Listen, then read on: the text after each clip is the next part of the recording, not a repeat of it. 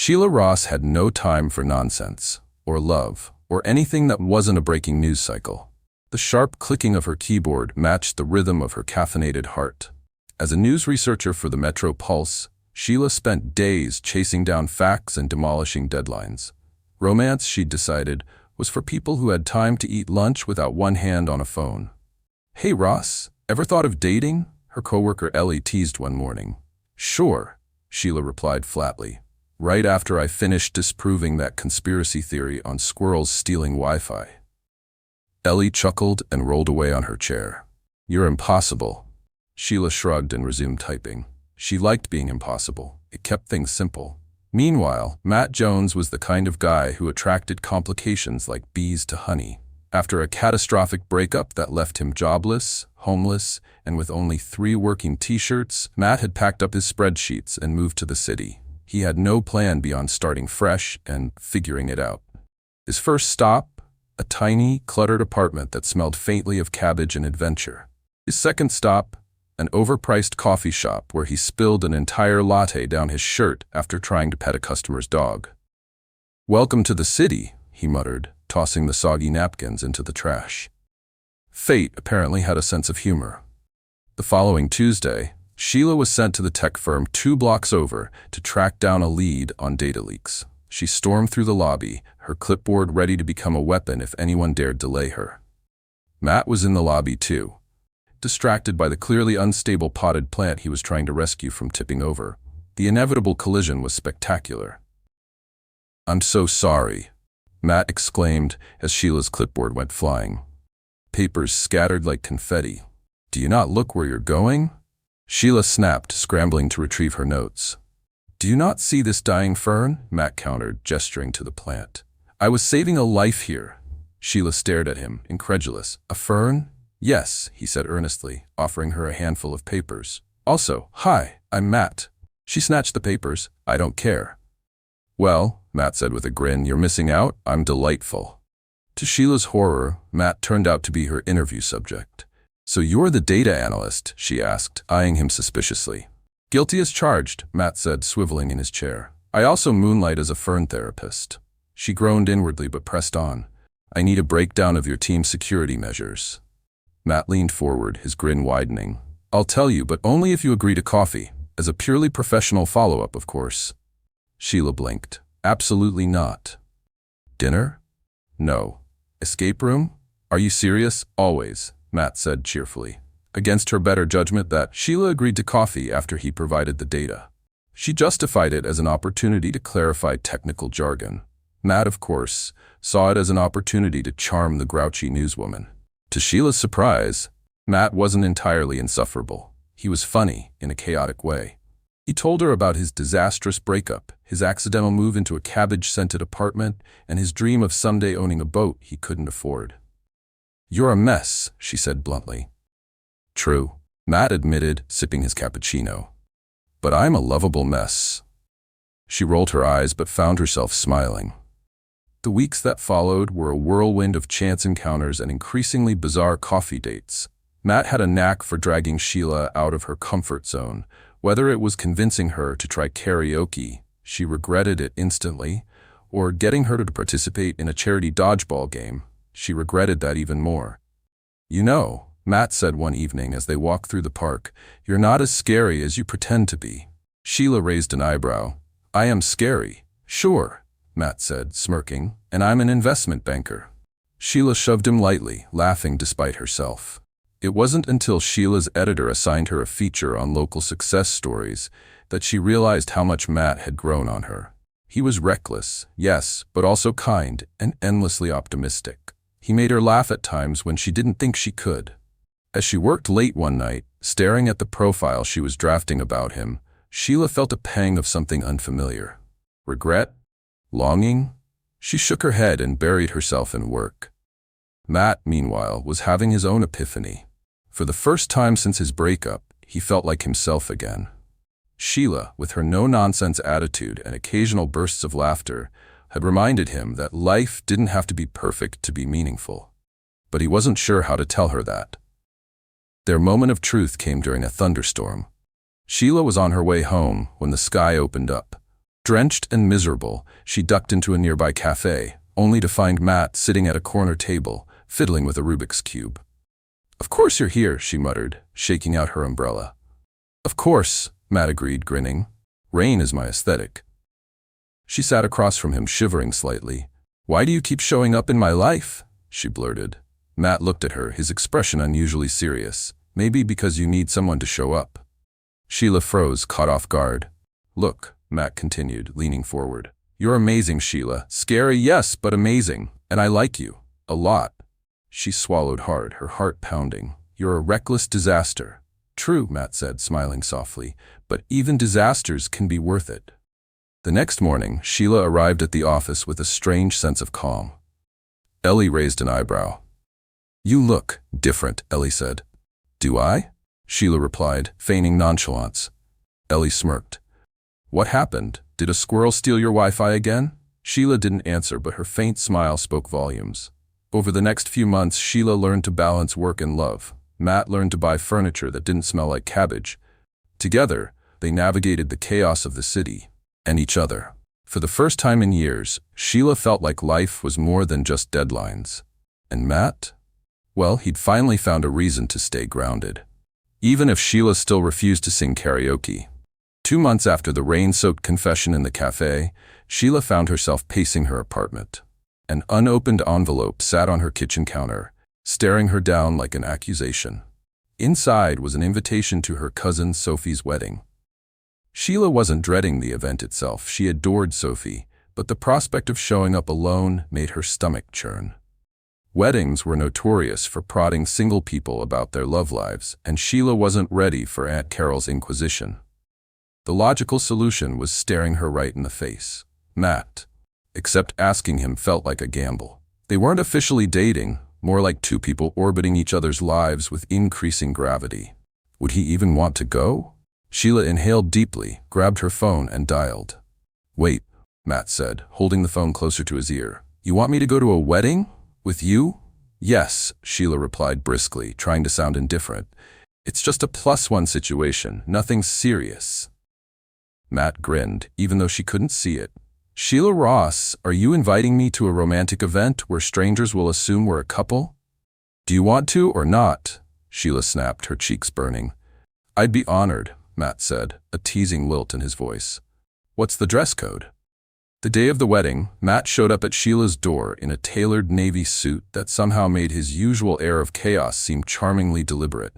Sheila, wearing a sleek emerald green dress, opened the door and immediately regretted everything.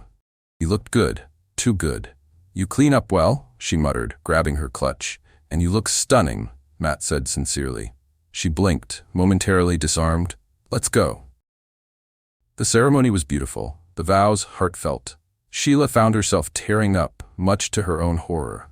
Matt noticed and handed her a tissue without comment, earning himself a soft smile. During the reception, they sat at a table with Sophie's college friends. Matt charmed everyone with his quick wit and easy laugh, while Sheila found herself studying him more than she cared to admit. "He's cute," one of Sophie's friends whispered to Sheila. Sheila hesitated. "We're just friends." The friend raised an eyebrow. "Sure, and I'm just here for the cake." It wasn't until the first slow song played that Matt made his move. "Dance with me," he said, holding out a hand. Sheila shook her head. "I don't dance." "Liar," Matt said, grinning. "I've seen you tap your foot to elevator music." Before she could protest further, he gently pulled her to her feet and led her onto the dance floor. Sheila was stiff at first, hyper-aware of his hand on her waist and the way their bodies moved in sync. But as the song went on, she relaxed. "You're not terrible at this," she admitted. "High praise," Matt teased. "Next, you'll say you like me." Sheila rolled her eyes, but her lips twitched into a smile. As the evening wore on, the atmosphere grew more intimate. Guests trickled onto the terrace, enjoying the cool night air and the twinkling fairy lights. Sheila and Matt found themselves leaning against a balcony railing, watching the city skyline. "Thanks for coming with me," Sheila said quietly. "Thanks for asking," Matt replied, his tone unusually serious. Sheila turned to face him. "You really surprised me, you know. I didn't think someone like you would fit into my life." Matt chuckled softly. "And I didn't think someone like you would put up with me." They stood in comfortable silence for a moment before Matt spoke again. "Sheila," he began, his voice hesitant, "I know we've been figuring this out, but I think I'm falling for you."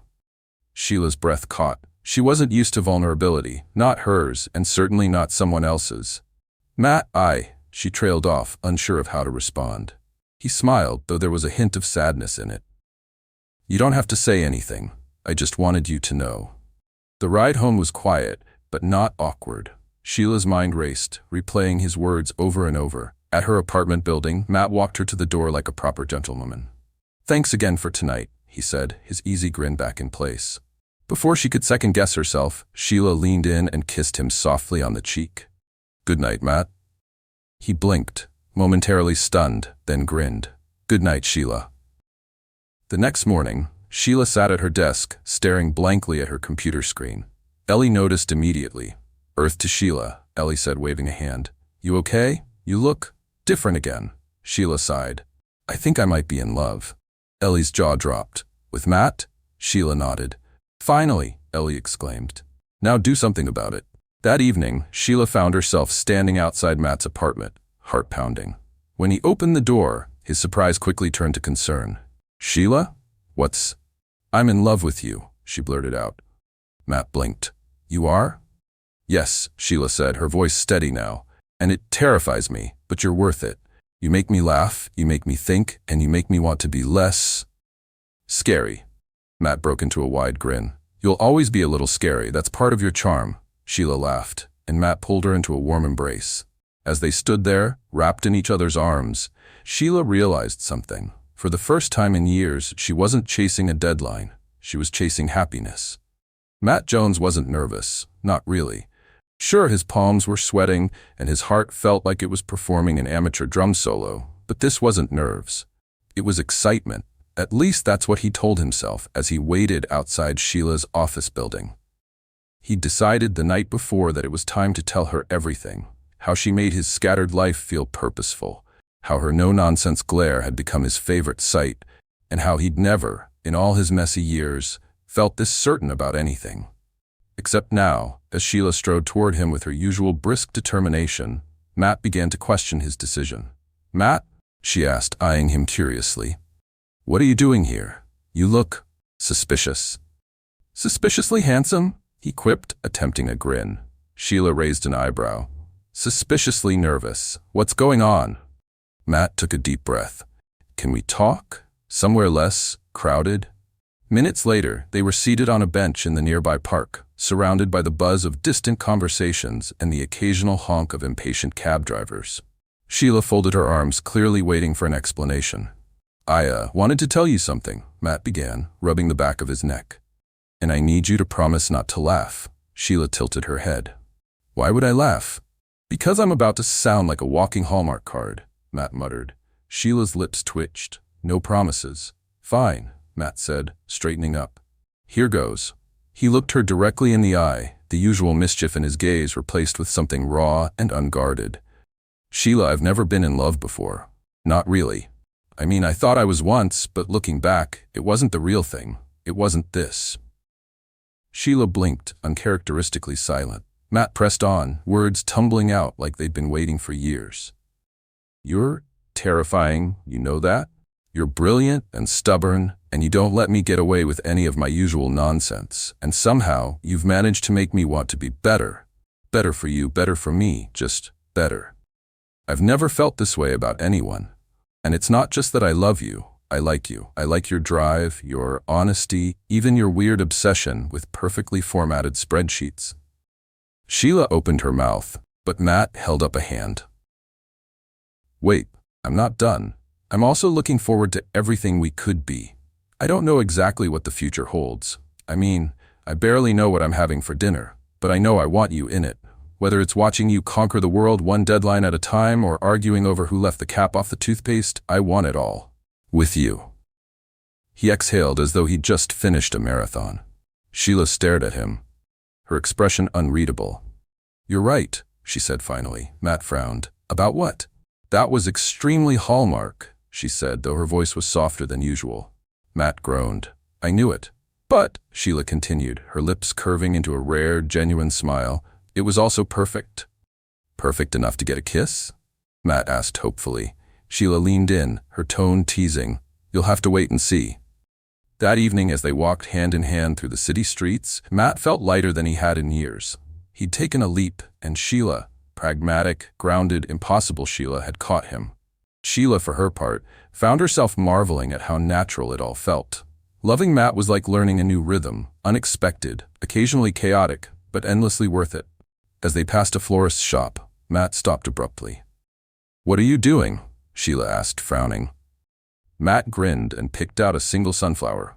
"This," he said, handing it to her. Sheila stared at the flower, then at him. "A sunflower? It's bright, stubborn, and always turns toward the light," Matt said. "Reminds me of you." Sheila rolled her eyes, but she couldn't hide her smile. "Fine," she said, taking the flower. "But don't make this a habit." "Too late," Matt replied, his grin widening. "I'm already planning our first argument about toothpaste caps." And as they walked into their uncertain, thrilling future, Sheila realized she wouldn't have it any other way. If you enjoyed our tale, please like and subscribe to our channel.